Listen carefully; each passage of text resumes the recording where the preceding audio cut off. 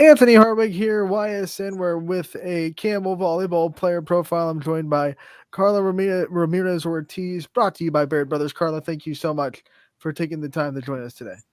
Thank you for having me. Newest member of the 1,000 Assist Club in Campbell. We're going to start with that. And before we ask you about that moment and that night, I want to ask you about leading up to it, the anticipation for it.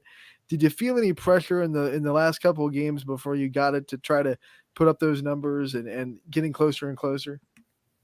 It really did. I was too focused on getting the assist that I couldn't actually have good sets. So it was just a little bit hard for me to not focus on that and focus on the game. When did you know that you were close? I mean, was this a goal that you set at the beginning of the season when you realized it was obtainable, or was it kind of a couple of games in you realized that this was going to be an obtainable goal for you? Well, at the beginning of the season, I knew I was gonna be able to reach 1,000 assists, but I didn't pay attention at all until the last couple games that I asked my coach, and yeah. All right, so let's go through that moment that night. It finally does happen for you. I know that your team celebrated it so much, and you know your school putting on social media. They were so proud of you. What was it like to go through that moment and have it be with your team? And what was that moment like for you? It was amazing. I never felt that way before. It was just I was so happy that I finally accomplished my goal. And yeah, but I want to thank my teammates and my coaches for always being there for me. And because without them, it wouldn't be able. Unlike some other stats where people get milestones, kills, digs, points in basketball, with assists, you have to have the other person putting away before you get the stats. So, how much have you appreciated your hitters and being able to have such a close connection with them, and obviously not being able to get to 1,000 without the great hitters that put balls away that you set up to them? Well, okay, so I feel like me and my hitters, we all have a good chemistry because we have been playing for years together. So I feel like that helps a lot when we getting the because I know where they want the ball. I know when to set I know where when to put the set and what set to put because we have good communication and chemistry. So obviously, like you said, that chemistry has been built over the years, and now you come into this season. This is a very rejuvenated volleyball program. You guys got a first tournament win in a while last season, and now this season you're getting conference wins, you're getting non-conference wins. I mean, what's it been like to be a part of this kind of resurgence of Camel volleyball? It's been amazing because when we first started the program, it was not good at all. But the girls and the coaches have been putting time in, and now it's showing. Over the summer, we had practice open gyms and jump stretch, and now it's showing the hard work that we put in. We've talked to Coach Allen before. We know the kind of energy he brings into this program. How much has that helped you guys, knowing that you have a coach that is pouring in the same amount of time that you are, and he's almost, if not just as passionate about the winning and getting this Camel program as high as it can be as you guys are? It's amazing to have a coach that actually cares about you and that's always there for you because um if you don't have a coach that's actually putting the time in, the team is not gonna work. It's just What what kind of things has Coach Allen taught you about not just volleyball, but kind of about yourself as a person in your journey with him? to work hard and to never give up. When you think about the rest of the coaching staff and maybe when you look back on your career, the biggest things that you've grown on since they've kind of taken over, what kind of parts of the game do you think you've grown in the most since they took over as the coaches? I'll say my communication and my chemistry with my teammates is like, oh no, it's like Looking at your numbers, you're no slouch on defense either. You have a lot of digs this season. How much kind of respect and how much pride do you take in being able to be in the back row and to be able to put a good pass on the ball if teams decide to attack you? well, I honestly I hate playing defense. Defense is something that I just don't like at all. But I have to do it because if I don't do it, then it's just gonna be a bad game. So Um, as a setter, you also have to be a leader. So how much have you led this team? How would you describe your leadership qualities and how much have you grown as a leader? Do you think in your career? I feel like I've grown a lot because when I first started, like English is my second language. Mhm. So like I was too shy to speak and talk to my teammates and like help them out and like pick them up when they're down, like during the game. But now it's just like I'm being more vocal and With English being your second language, have you ever run into like communication troubles with the communication, trying to get things across from your teammates? Has that ever been something that you had to work through? yeah. Sometimes I start speak like Spanish to them out of nowhere, but I don't mean to. It's just be coming out. Have you taught any of your teammates Spanish so you can kind of give signals without other teams that maybe don't know Spanish knowing? Like, or do you have secret Spanish signals that you can give your teammates? Well, me and Angelise and Gabby, we all speak Spanish, so we talk in Spanish while the game is going on.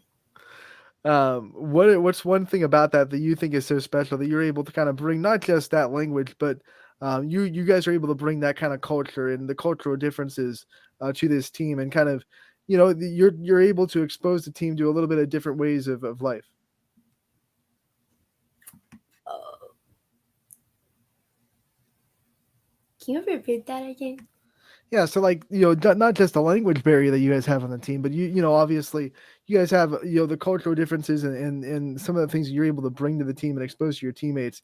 What's that been like to be able to share that part of yourselves with them? It's been like I don't know how to explain that. Um, It's all good. We'll move on. We'll just move on to the next one. When you talk about yourself off the court, what are some of the subjects that you like studying in school and that you like to learn about? I love science. Science is just my favorite subject, and when I graduate, I want to be a doctor. So it's just like everything like clicks. When you look at wanting to be a doctor, was there a thing in your life, or is there a person that you look at when you were growing up that kind of made you want to go into that field? Yes, my dad is a doctor, so it's just like in the family, I guess. And I just wanted to be a doctor. Let's talk about that family a little bit more. Are you a part of a big family? Are you a smaller family? And how much have you kind of relied on them throughout your career to lean on for support? Well, my family is big. Like I have a big family, but they're always like there to support me, and like all of them play volleyball too. So I like help. They help me a lot with my sets and everything because all of them were setters too. Wow, so you come from a family of setters. Has that been ever kind of daunting to know that you're trying to hold up the family legacy and setting and you're trying to do what your family has been doing for a while? Yes. Um. I forgot what I was gonna say. It's all good. When you think about some of the encouragement that your family has been able to give you and the support that they give, how much would you say that it has impacted the success that you've had in your career? A lot. It's like wait, what was the question again?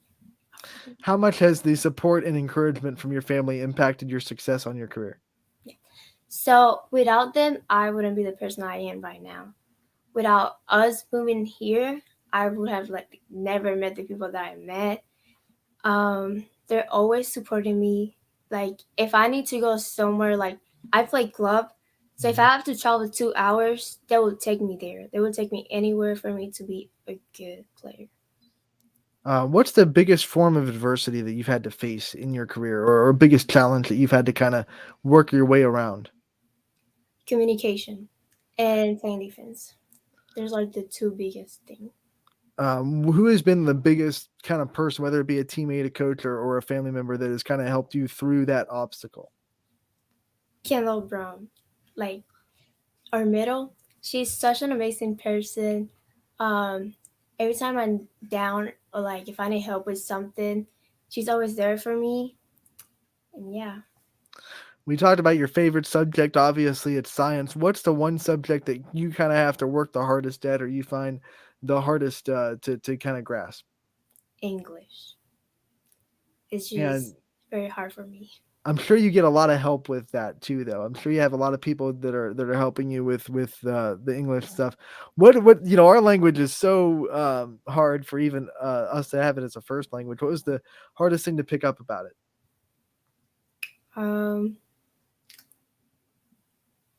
honestly, probably everything. Like it wasn't like I don't know, like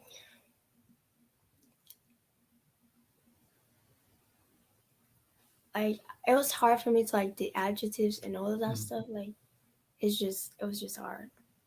All right, now that we've learned so much about you on the court, what about off the court? What kind of things do you like to do in your downtime? What kind of hobbies do you have? Well, now I'm a cheerleader. That's basically the only thing I do, or hang out with my friends. So you play volleyball and you cheerlead. So I got to ask you about the Friday night atmosphere, what it's like to be a cheerleader for this football team. They have a great stadium, a beautiful stadium. What's it like to kind of pour your energy into them and support them? Because I know they support you guys a lot in the Mhm. volleyball games. It's really fun, but sometimes it gets frustrated when they're like doing bad and stuff. Because And I think every fan is right there with you. What's your favorite thing about cheerleading? very like the energy and the friendships that you make. What about your favorite thing about volleyball? What's your favorite thing about being a volleyball player? I love the chemistry that the team has and how we like the family that you grow out of it. It's just everything. Like I just love that. All right, Carla, before I let you go, I want to ask, who is your biggest role model that you have in your life, and give them a shout out before we get out of here. Probably my mom. Like without her, I would never like play volleyball because she was like a volleyball player. So like it came out of her, and like she literally taught me everything I know about setting and like how to play when I was little because I started when I was 7 years old. So she taught me everything, and yeah, I'm so thankful that I have her. All right, Carla, thank you so much for taking the time to join us today. We wish you the best of luck the rest of the year, and we will definitely talk to you again real soon.